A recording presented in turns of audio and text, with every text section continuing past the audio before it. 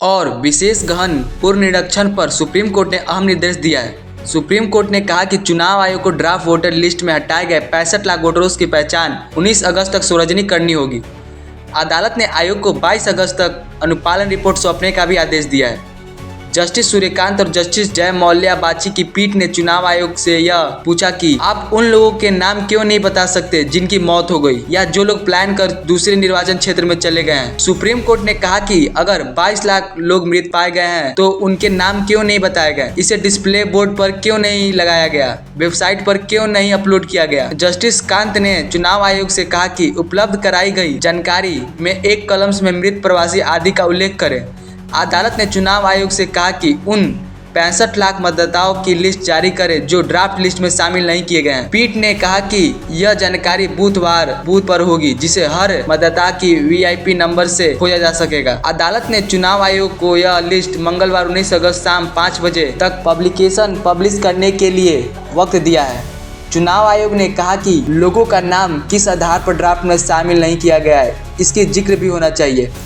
सर्वोच्च अदालत ने यह भी कहा कि सार्वजनिक नोटिस से स्पष्ट रूप से बताया जाना चाहिए कि जिन लोगों के नाम ड्राफ्ट सूची में शामिल नहीं है वो आधार कार्ड की प्रतीक के साथ चुनाव आयोग में संपर्क नहीं कर सकते हैं। देखिए, हम आपको बता रहे हैं कि चुनाव आयोग 65 लाख जो नाम काटे गए हैं उनको लेकर सुप्रीम कोर्ट ने 19 तारीख तक वक्त दिया है।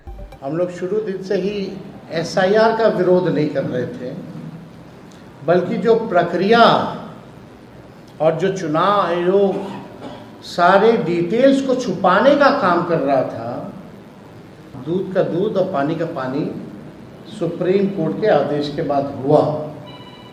इंटरिम ऑर्डर में 3 महत्वपूर्ण बातें, जिन बातों को लेकर के हम लोगों की मांगे थी,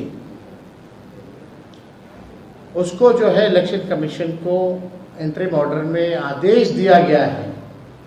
सबसे पहला कि आधार को जो है आधार कार्ड को लिया जाएगा। दूसरा, जो 65 लाख मतदाताओं का नाम जो काटा गया उसकी सूची जो है हर बूथ वाइज लगाई जाए।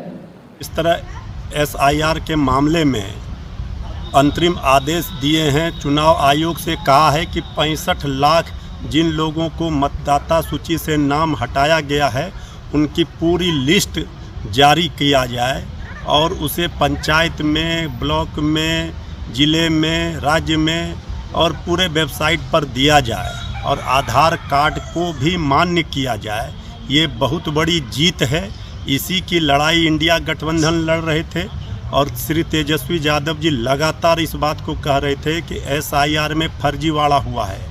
और माननीय सर्वोच्च न्यायालय ने जिस तरह चुनाव आयोग को निर्देशित किया है, ये जीत है। अभी तो अंतरिम आदेश है, लेकिन हमें पूरा भरोसा विश्वास है माननीय न्यायालय पर कि वोट की चोरी पकड़ी गई चुनाव आयोग की। भाजपा सुप्रीम कोर्ट के निर्णय का स्वागत करती है।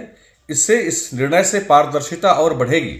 निश्चित रूप से भारत का चुनाव आयोग पारदर्शी और निष्पक्ष चुनाव कराने के लिए प्रतिबद्ध है और भाजपा हमेशा इस चुनाव आयोग का सहयोगी रही है कि किस तरह से वोट की संख्या बढ़े, चुनाव पारदर्शी हो, निष्पक्ष तरीके से हो सके। वहीं विपक्षी दल हमेशा इस पर भ्रम और अफवाह की राजनीति करते हैं। अरे अब तो आपको रोड शो भी बंद कर देना चाहिए ना, यात्रा बंद कर देना चाहिए। सुप्रीम कोर्ट ने तो कहा है कि सबका नाम उजागर करिए और वो चुनाव आयोग करेगा। अभी हमारे BLA ने डुप्लीकेट वोटर्स के नाम उजागर किए हैं। विपक्षी दलों से भी मेरी अपील है कि वो सकारात्मक पहल करें, न कि नकारात्मक बातें जनता के बीच